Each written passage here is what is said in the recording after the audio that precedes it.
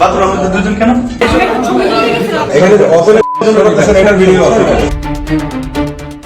Restaurant মানেই সুস্বাদু খাবার আর গল্প আড্ডার চেনা পরিবেশ, কিন্তু সেই রেস্টুরেন্টের টয়লেটই যখন হয়ে ওঠে ডেটিং জোন, তখন অবাক হওয়া ছাড়া উপায় থাকে না। ঠিক এমনই এক নজিরবিহীন ও লজ্জাজনক ঘটনা ঘটেছে রাজধানীর উত্তরায়। একটি রেস্টুরেন্টের টয়লেটে অসামাজিক কার্যকলাপে লিপ্ত থাকা অবস্থায় হাতে নাতে ধরা পড়েছেন এক যুবক ও যুবতী।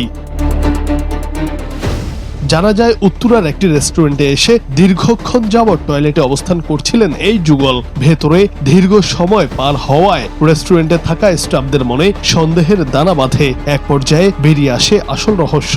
আপত্তিকর ও অসামাজিক অবস্থায় হাতে নাতে ধরে ফেলা হয় তাদের।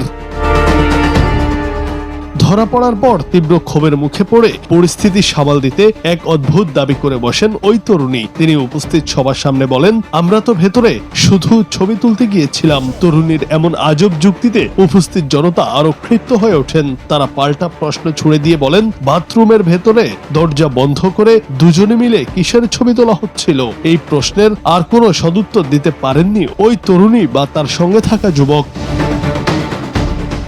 চারপাশের মানুষের তোপের মুখে পড়ে এক পর্যায়ে নিজেদের ভুল স্বীকার করে তারা সরি বলতে শুরু করেন এবং সেখান থেকে পালিয়ে যাওয়ার চেষ্টা করেন। উপস্থিত জনতা তাদের আটকে রাখার চেষ্টা করলেও পরে ওই যুগল কোনো মতে তড়িঘড়ি করে রেস্টুরেন্ট থেকে চম্পট দেন। এই ঘটনার পর উত্তরার স্থানীয় বাসিন্দা ও সচেতন মহলের মাঝে তীব্র সমালোচনা চলছে।